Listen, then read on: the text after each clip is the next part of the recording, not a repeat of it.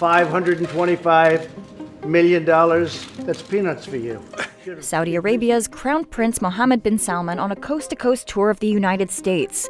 With stops in New York, Los Angeles, and Silicon Valley, Prince Mohammed is spreading his message of reforming Saudi Arabia from a closed, ultra-conservative petrostate to one that's open to business and eager for investment. Underlying his efforts is Vision 2030, a plan to diversify the Saudi economy away from oil and to galvanize private sector growth. There's also social reform, such as the lifting of bans on women driving, concerts, and cinemas. This U.S. tour comes amid raising concerns about the rule of law in Saudi Arabia. In November, Prince Mohammed and his father detained 381 Saudi elite in a Ritz-Carlton hotel in what was declared a corruption purge. They targeted Saudi businessmen with deep ties to the West and seized their assets without publicly detailing any charges beyond unspecified corruption. Observers say the crackdown has deterred foreign investors, who worry about the safety of their investments. Foreign investment will be critical for the planned IPO of part of Saudi Aramco, the state oil company. The date of the IPO was recently pushed back until at least next year, delaying a key part of Prince Mohammed's economic overhaul. And Saudi Arabia is running out of cash, fast.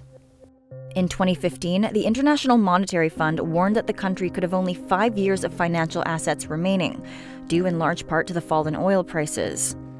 So, Prince Mohammed's U.S. charm offensive has come at a critical time. Here's what's on the agenda.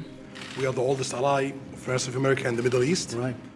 Meeting with the Trump administration in Washington. He's developed close ties with U.S. leadership since Donald Trump visited Saudi Arabia last year. Prince Mohammed has taken a hardline stance on Iran, which has resonated with the White House. The Iran deal, I think it's terrible. President Trump has threatened to scrap the 2015 deal with Iran that limited its nuclear program in exchange for easing sanctions, a deal the Saudis opposed. Saudi Arabia's 3-year war in Yemen will be another focus in Washington, where the prince is also meeting Republican and Democratic leaders in both houses of Congress. The war in Yemen has killed thousands of civilians and has created one of the worst humanitarian crises on the planet. The Senate is expected to vote on a resolution calling on the U.S. to cut off military aid to the Saudis because of Yemen, a move the Pentagon is opposing. The Saudi delegation is planning to visit some of the biggest U.S. defense contractors and to meet with U.S. leaders in entertainment, finance, and technology. They're also going to Hollywood. Prince Mohammed is looking for acting talent, funding to open cinemas, and big ideas for the kingdom's embryonic entertainment industry. He also wants to complete a $400 million purchase of a stake in Endeavor, a company that includes the world's biggest talent agency, WME.